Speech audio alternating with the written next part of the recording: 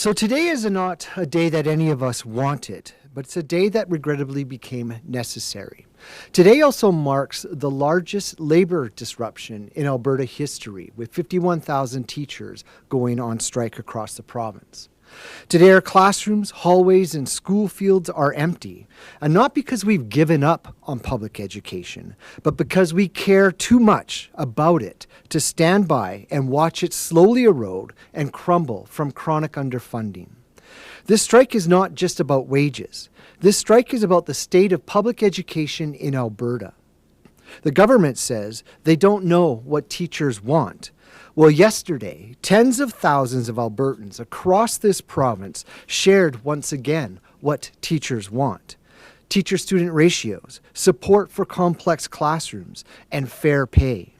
We're looking for sustainable solutions, a way to stop our students from falling through the ever-increasing cracks that appear due to a lack of funding. And we refuse to be back in this same fight 5 or 10 years from now. We're striking to break the cycle and demand lasting change for future generations of students and for future generations of teachers. For years, we've watched class size and complexity grow without much needed resources, and still, teachers have shown up. For years, we've had to reach into our own pockets and wallets to give students what the system wouldn't, and still, teachers show up. We've juggled overcrowded classrooms, added workload, and government policies that were made without listening to the professionals who were expected to just make it happen every day. And still, teachers showed up. But today, enough is enough. Today, we're not showing up in a different way. Not because we don't care about our students and their families. Teachers want to be in classrooms. They want to see their students back at school.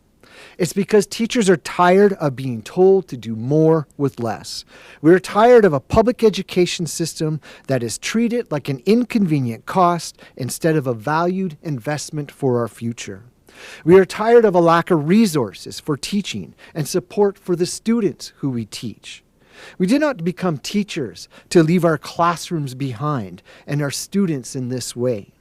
We became teachers because we want to make a difference. And when the system is broken, and in crisis like this one, when the ability to do our jobs is ineffectively compromised, when the provincial government continually disrespects the teaching profession, its members, then speaking up becomes our responsibility. And this strike is not just about us. It's for the students who can't get the education they deserve because of class sizes and lack of resources for complexity. It's for our colleagues who are stretched too thin, who are burning out and leaving the profession. It is for the families who deserve a sustainable, funded, fully inclusive public education system. And we know the days ahead will not be easy. We also know that we are not alone. This was so evident yesterday. Parents, students, community members, people from all sorts of neighborhoods came to rallies across this province to show that this fight is their fight as well. And we thank them for the support, their solidarity, and the advocacy that they're going to do on behalf of public education in the weeks coming ahead.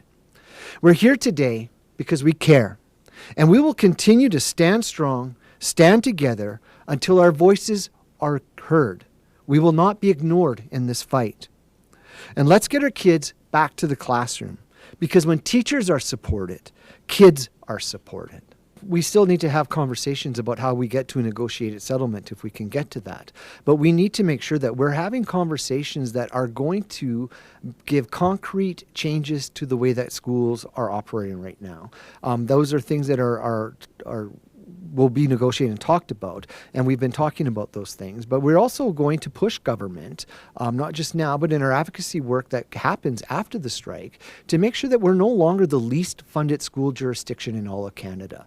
This lack of funding is one of the key factors that has led to this crisis in education. You cannot keep underfunding the system year after year after year and think that people are going to be okay with it after a while.